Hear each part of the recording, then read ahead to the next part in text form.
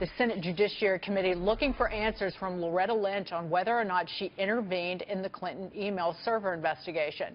One of the questions in the letter to Loretta Lynch reading, quote, "During your time in the Justice Department, did you ever have communications with former DNC chairwoman Representative Debbie Wasserman Schultz, her staff, her associates, or any other current or former DNC officials about the Clinton email investigation?" Let's bring in Fox News senior judicial analyst Judge Andrew Napolitano. Judge, can they force Loretta Lynch to testify? Yes, of course they can force Loretta Lynch to testify. I agree essentially with what former Attorney General Alberto Gonzales told Maria yesterday in the clip that you just ran, but I would actually extend it one step farther.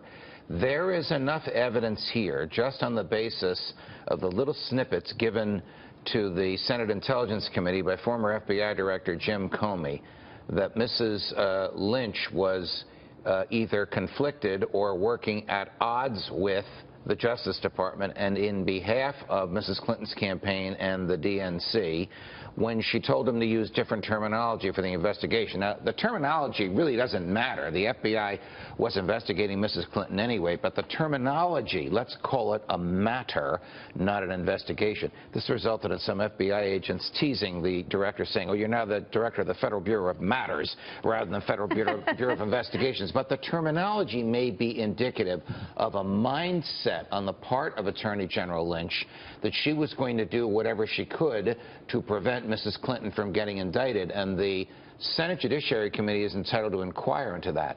So is the Justice Department. This is not under Bob Mueller. This is not involved with the Russians. The DOJ itself, Jeff Sessions, can assign a team of investigators, FBI agents and prosecutors, to investigate his predecessor as to whether or not she obstructed justice or behaved in a way that constitutes misconduct in office by preventing or doing everything she could to slow down or impede the investigation of Mrs. Clinton. Judge, wasn't it not only just what happened with Comey's testimony, but there's also assertions that she actually did tell other Democratic operatives that she would prevent this matter from going too far? That's the reason for the question that Senator Grassley's people wrote to Attorney General Lynch about her communications with Debbie Wasserman Schultz, a congresswoman from Florida and at the time the chair of the Democratic National Committee. It is alleged, this document has not seen the light of day, if it exists, that there is one or several emails